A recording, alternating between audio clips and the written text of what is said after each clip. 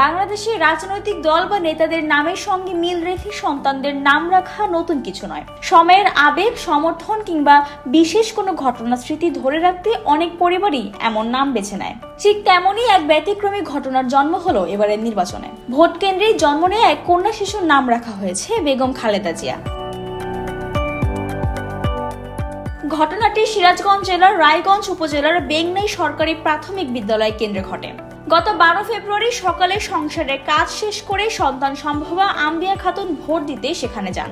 নির্দিষ্ট লাইনে দাঁড়িয়ে ভোট দেওয়ার পর হঠাৎ তীব্র প্রসব বেদনা শুরু হয়। দ্রুত সেখানকার নারী উপস্থিত ভোটাররা তাকে কেন্দ্রের একটি কক্ষে নিয়ে যান। সেখানেই জন্ম নেয় এক ফুটফুটে কন্যা সন্তান।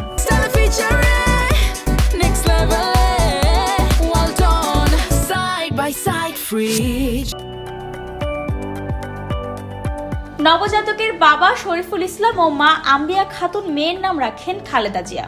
ভোটের দিন, ভোট কেন্দ্র আর নতুন জীবনের আগমন সব মিলেই নামের সঙ্গে জড়ে গেল এক বিশেষ স্মৃতি।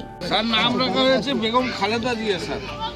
ঘটনাটি সামাজিক যোগাযোগ মাধ্যমে ছড়িয়ে পড়লে তার নজরে আসে রাজশাহী বিভাগীয় কমিশনার ডক্টর আনম বজলুর রশিদের। তার নির্দেশে গত রোববার জেলা প্রশাসক ও জেলা রিটার্নিং কর্মকর্তা আমিনুল ইসলাম প্রসূতি মা ও নবজাতকের খোঁজ খবর নেন। তিনি ফুলের শুভেচ্ছা জানান এবং শিশুটির নামে বাধাই করা জন্ম সনদ, প্রয়োজনীয় সামগ্রী ও নগদ অর্থ তুলে দেন।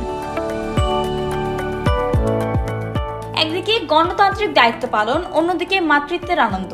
একই দিনে দুই সুখের মিলন ঘটল। ভোট কেন্দ্রে শুরু হলো ছোট্ট খালেদার জীবনের প্রথম অধ্যায়।